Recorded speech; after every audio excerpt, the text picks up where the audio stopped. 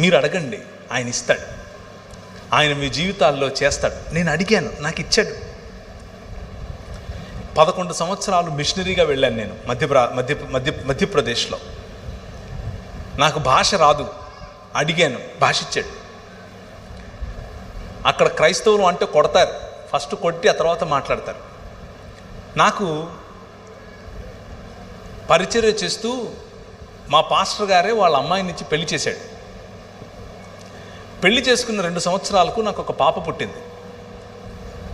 ఆ పాపకు ఒకరోజు విరోచనాలు అయితే, చిన్న బిడ్డ 21 సంవత్సరాలు. మీలో పిల్లలు ఉన్న వాళ్ళకి తెలుసు, మనకేదైనా జరిగితే మనం పట్టించుకోం, పిల్లలకి ఏమైనా జరిగితే ఎంత బాధపడతాం.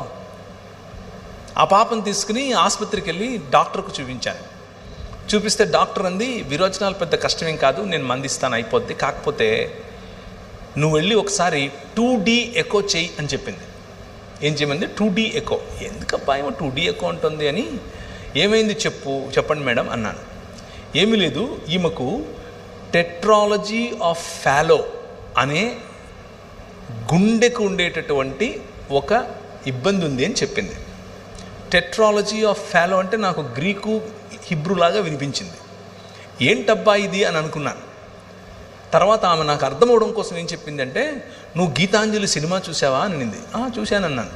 అందులో హీరోయిన్కి ఉందే అదే నీ బిడ్డకు ఉంది అని చెప్పింది. అంటే నీ బిడ్డ బతకదు అని చెప్పింది, నీ బిడ్డకు కరెక్షన్ లేదు అని చెప్పింది. కానీ ట్రై చేద్దులే అని ఉపశమనం కూడా ఇచ్చింది. నేను బయటకు వచ్చాను. అప్పటికే ఇండియాలో 38th ర్యాంక్, పెద్ద కాలేజ్ ఏం కాదు కానీ 38వ ర్యాంక్ ఉండే కాలేజీలో నేను MBA చేశాను. మంచి ఉద్యోగం, మంచి పరిచర్య, బిలాల, కోర్కు, గోండు, ముస్లింలు ఇలాంటి అనేకుల మధ్యలో నేను పరిచర్య చేస్తున్నాను, దేవుని కోసం నిలబడుతున్నాను. కానీ నా బిడ్డకి ఇలా అయింది. కారు వేసుకుని, డొక్కు కారు ఒకటి ఉండేది, చిన్న జీతం డొక్కు కారు, నేను నా భార్య నా బిడ్డను తీసుకుని బయటకు వచ్చాను. బండి తోలుతున్నాను, నా వల్ల కావట్లేదు, ప్రెషర్ కుక్కర్ పగిలిపోతుంది. బండి ఆపి బయటకు వచ్చి గట్టి గట్టిగా అరుస్తున్నాను. వాయ్, ఎందుకు? నాకెందుకు? నాకే ఎందుకు? నా బిడ్డకే ఎందుకు? ఇన్నేళ్ళు నేను కష్టపడ్డానే నీకోసం, ఇన్నేళ్ళు నేను నా ఇల్లు ఇడిచిపెట్టొచ్చానే, ఉత్తర భారతదేశంలో నీకోసం తన్నించుకోవాలా నేను, నువ్వేమో నా బిడ్డకు గుండెలో చిల్లు పెడతావా అని దేవునితో కొట్లాడటం మొదలుపెట్టాను. 2 సంవత్సరాలు, ఇంకా ఎక్కువే చెప్పాలంటే, కొట్లాడుతూ వచ్చాను. వాక్యం చెప్తున్నాను, చిరునవ్వు ఉంది, అన్నీ చేస్తున్నాను, అమెరికాకి వెళ్తున్నాను, అక్కడ వాక్యం చెప్తున్నాను, ఇక్కడికి వస్తే ఇక్కడ వాక్యం కానీ మనసులో ఒక పోరాటం, దేవునితో పోరాటం. ప్రభువు నన్ను ఒక ప్రశ్న వేశాడు. ఒరే, నువ్వు ఎంతకాలం బతుకుతావురా అన్నాడు. వేసుకో, ఒక 80-90 వేసుకో, దాని తర్వాత ఈమె నీ బిడ్డ కాదు, నువ్వు చచ్చిపోతావు.